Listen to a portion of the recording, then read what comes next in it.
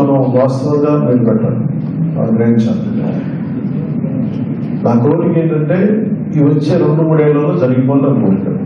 ఆ రక్షణ ప్రాంతం, ఆ రక్షణ కవచంగా గడితే మటుకు మనకు ఒక కనీసం ఒక 40 నుంచి 50 సంవత్సరాల వరకు, 50 సంవత్సరాలు అన్నారు కానీ ఇంకా నేను అంత ముందుకు వెళ్ళట్లేదు, కనీసం 40 నుంచి 50 సంవత్సరాల వరకు మనకి ప్రాంత రక్షణ ఉంటుంది.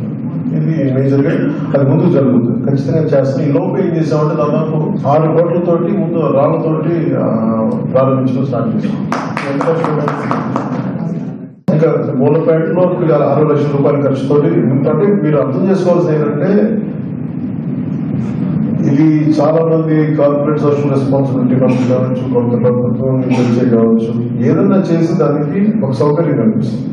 దానికి ఆ మిటిగేషన్ మెజర్స్ దాన్ని ఎలా అయితే ఎదుర్కోవాలో దాన్ని ముందుకు తీసుకుంటాం.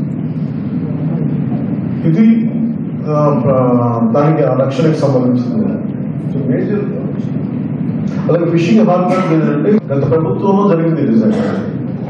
నేను బ్లేమ్ కూడా చేయట్లేదు, వాళ్ళని వైసీపీని బ్లేమ్ చేయట్లేదు. ఇది ఒక డిజైన్ లోపం. అంటే సముద్రం ఆటుపోట్ల నుంచి రక్షించి ప్రశాంతంగా బోట్లు పార్క్ చేసిన పరిస్థితి నుంచి ఆ డిజైన్ లోపం వల్ల నీళ్లు ఆటుపోట్లు ఎక్కువైపోయి అలజడి గురైపోయి బోట్లు ఇబ్బంది మునిగిపోయి బ్రేక్ అయిపోయే పరిస్థితి ఉంది. దీనికి ప్రత్యేకించి ఒక ఐఐటి చెన్నై నుంచి వాళ్ళతో మాట్లాడి అసలు దీన్ని ఆల్రెడీ కట్టేసాం, ఇంత డబ్బులు ఖర్చు పెట్టాం, దీనికి ఎలా కరెక్ట్ చేయొచ్చు. అలాగే మీరు ఉదాహరణ చూస్తే పోలవరం కూడా డిజైన్ లోపం ఉంటే దాన్ని మళ్ళీ కూర్చోబెట్టి కొంత డిజైన్ కోర్స్ కరెక్షన్ చేశారు. అలాగే మన దానికి కూడా ఈ డిజైన్ కరెక్షన్ ఎలా చేయాలి, ఇట్లా ఇబ్బంది పడుతున్నాను ఒక స్టడీ అది ఇప్పుడు మనం మాట్లాడుతున్నాం. సరిగ్గా డిజైన్ లోపం వల్ల మళ్ళీ అదనంగా 90 కోట్లు అదనంగా ఖర్చు అవుతుంది. దాని మీద ప్రపోజల్ పంపించారు. ఇది కాకుండా ఇంకొకసారి నేను ఇంకొక ఒపీనియన్ కూడా తీసుకున్నాను. కలెక్టర్ గారు ఆల్రెడీ నేను చెప్పాను, నా దృష్టికి తీసుకొచ్చారు. దాన్ని ప్రభుత్వం దృష్టికి ప్రొఫెసర్ మంత్రివర్గ దృష్టికి. ఇలా కాకుండా ఇంకేదో ఆలోచన ఉన్నాయనేది ఎక్స్పర్ట్ కమిటీని ఒకసారి ఫార్ములేట్ చేసిన తర్వాత మీరు ఇలాంటి ఒక సభ పెట్టి ఒపీనియన్ చెప్పండి, అక్కడే చెప్తాను, దాని గురించి మాట్లాడుతాను. ఇది నేను ఖచ్చితంగా దీన్ని డిప్యూటీ సీఎం పేషెంట్ నుంచి నేను ఫాలో అప్ చేస్తాను. మీ అందరి దృష్టికి మేము ఏం తీసుకొస్తానంటే ఒక ప్రభుత్వం మీద ఒక సమస్య నుంచి గమనిపుతున్నానంటే నేను చాలా ఆనందంగా ఉన్నాను.